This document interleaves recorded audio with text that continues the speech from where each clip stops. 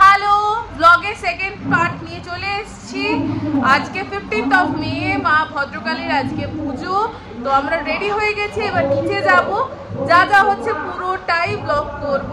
পুরোটা দেখতে গেলে কিন্তু স্কিপ না করে পাশে থাকতে হবে।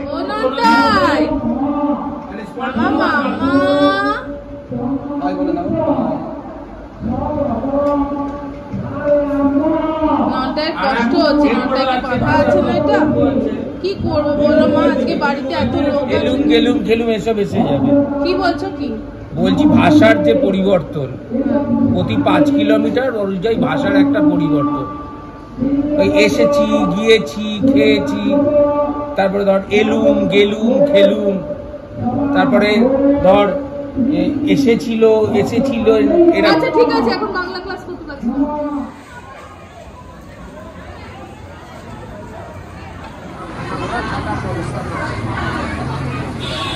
পক্ষে একদম ব্যথা হয়ে গেছে।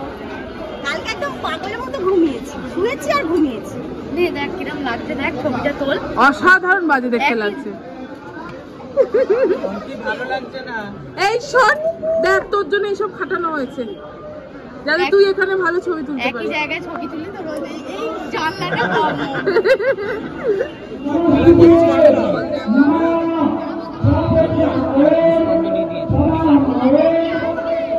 এই যে বিশাল লাইনটা দেখতে পাচ্ছ, এই লাইনটা হচ্ছে পুজো দেওয়ার জন্য। আর এইখানে যেটা হচ্ছে, এটা হচ্ছে পুষ্পাঞ্জলি। এই পুষ্পাঞ্জলিটাও লাইন দিয়েই হয়, ব্যারিকেড করা থাকে। এই পুষ্পাঞ্জলিটা শুরু হয় সকালবেলা 10টা থেকে মোটামুটি দুপুরবেলা পর্যন্ত তো চলেই এই পুষ্পাঞ্জলি, এত ভিড় থাকে। তো বহু ভক্ত মানুষ আসে এই পুষ্পাঞ্জলির জন্য, মাকে দেখবার জন্য।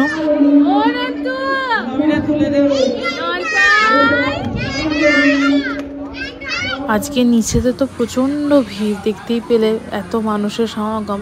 এর মাঝখানে ননটাই আসলে ভয়ও পেত, আর গরমে না ও বিরক্ত হচ্ছে, ওই জন্য ওকে নিয়ে আর নামিনি। এখানে চলছে মায়ের পুজো। মায়ের পুজো শেষ হতে আজকে মোটামুটি 5টা-6টা বেজেই যাবে। আর এইটা হচ্ছে ভোগ ঘর, এখন মায়ের ভোগ সাজানো হচ্ছে। মায়ের মেনুতে থাকে ভাত, ডাল, 5 রকম ভাজা, লাল শাক ভাজা, শুক্তো, এছাড়াও থাকে হচ্ছে পোলাও, মাছের তরকারি, আলু ফুলকপির তরকারি, পনিরের তরকারি এবং পায়েস। আর এই যে এইগুলো দেখতে পাচ্ছ, এগুলো হচ্ছে বহু মানুষের মানত পুজো। কিছু মানুষ মানতের জন্য করে, কিছু মানুষ মাকে ভক্তি করে, মাকে ভালোবেসে করে। এখানে দণ্ডি খাটা, বুক চিরে রক্তদান, ধুনুচি মানে ধুনো পোড়ানো, এই জাতীয় সমস্ত পুজো হয়ে থাকে। এবং এই পুজোগুলো প্রচুর ভক্ত, প্রচুর মনে ভক্তি নিয়ে, মনে আশা নিয়ে মায়ের কাছে আসে। এই রিচুয়ালসটা দেখতে পাচ্ছ, এটা হচ্ছে ধুনো পোড়ানোর রিচুয়ালস। এখানেও প্রচুর ভক্তরা থাকে, তারা এই রিচুয়ালসটা পালন করে। এটার পরেই হয় হচ্ছে বুক চিরে রক্তদান।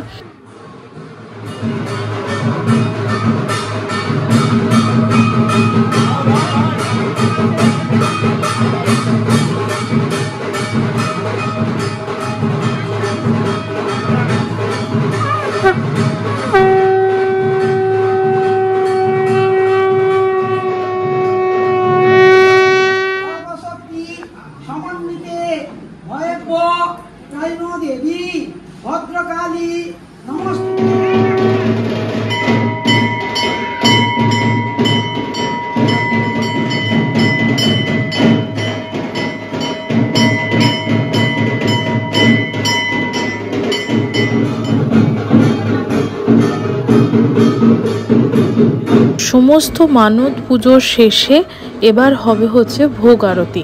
ভোগ আরতির আগে এই পুরো জায়গাটা পরিষ্কার করে মায়ের ভোগ মায়ের সামনে নিবেদন করতে হবে। তো সেটাই আমরা এখন করছি, সমস্ত ভোগগুলোকে একসাথে সাজিয়ে মাকে নিবেদন করব।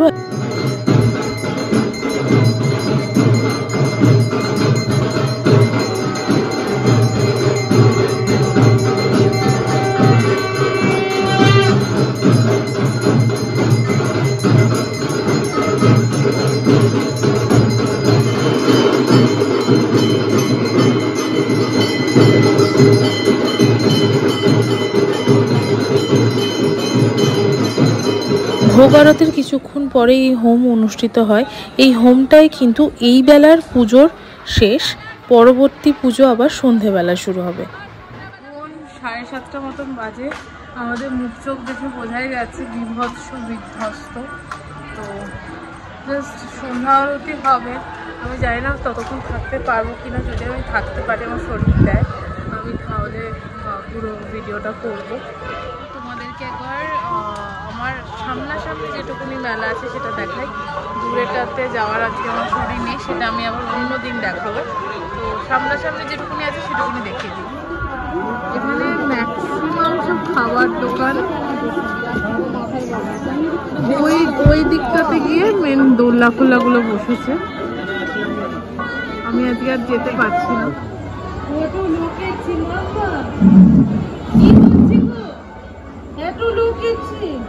ওখানে কি হচ্ছে?